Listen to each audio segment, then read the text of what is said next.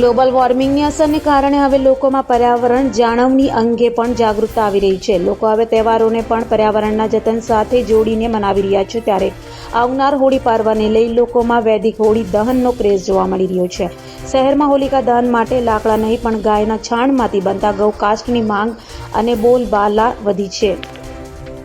સુરત સહિત સમગ્ર રાજ્યમાં દર વર્ષે હોલિકા દહનની ઉજવણી ધામધૂમથી લોકો કરતા હોય છે, પરંતુ આ વખતે પર્યાવરણલક્ષી અને વૈદિક હોળીની ઉજવણી મોટા પાયે કરવામાં આવશે, કારણ કે આ વર્ષે સુરત પાંજરાપોર દ્વારા 80,000 કિલો ગૌકાષ્ટ ખાસ મશીન થકી તૈયાર કરવામાં આવી છે।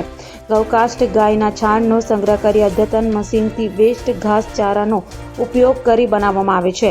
દર વર્ષે જોવા મળે છે કે હોલિકા દહન પર લોકો લાકડાનો ઉપયોગ કરતા હોય છે, જેના કારણે મોટી સંખ્યામાં આ વૃક્ષ નિકંદન પણ કરવામાં આવતું હોય છે, પરંતુ આ વૈદિક હોળીમાં લાકડાની જગ્યાએ ગૌકાષ્ટનું દહન કરી વૈદિક રીતે હોળીના પર્વની ઉજવણી કરવામાં આવે છે।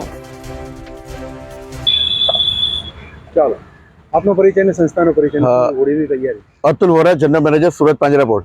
આપ અહીં જે અમારી ઘોડદોડ શાખા પર જે વૈદિક હોળી જોઈ રહ્યા છો, એનું કારણ છે કે અત્યારે વસંત અને હેમંત ઋતુ કે જે એનો સંધિકાળ ભેગો થાય છે અને એને લઈને જે વાતાવરણ પ્રદૂષિત થાય છે, વાતાવરણમાં જે વિષાણુઓ પેદા થાય છે, તો એનો નાશ કરવા માટે ગાયના છાણમાંથી બનાવેલા ગોબર સ્ટિક એનો જો આપણે ઉપયોગ કરીએ તો એ વિષાણુઓ નાશ પામે છે, વાતાવરણ શુદ્ધ થાય છે અને પર્યાવરણ જો શુદ્ધ થાય તો આપણા બધા સૌનું સ્વાસ્થ્ય પણ સારું રહેશે। બીજું, અમારી પાસે 11,000 પશુઓ છે 4 શાખાઓમાં, અને એને લઈને અમે જે ગયા વર્ષે લગભગ 60 ટન જેટલી ગોબર સ્ટિક બનાવેલી, પરંતુ ડિમાન્ડ વધવાને કારણે અને લોકોમાં જે જાગૃતિ આવતી જાય છે એને લઈને આ વખતે અમારે 70 ટનથી પણ વધારે બનાવેલી છે। ગાયના છાણમાંથી બનાવેલી સ્ટિક એટલા માટે આપણને સસ્તી પડે કે 25 રૂપિયા કિલો અમે વેચીએ છીએ। એની સામે લાકડાનો ભાવ જોઈએ તો 45 થી 50 રૂપિયા કિલો છે, એટલે એ બાને આપણે જો લાકડાનો ઉપયોગ નહીં કરીએ તો જંગલોની કપાતા બચાવી શકીએ।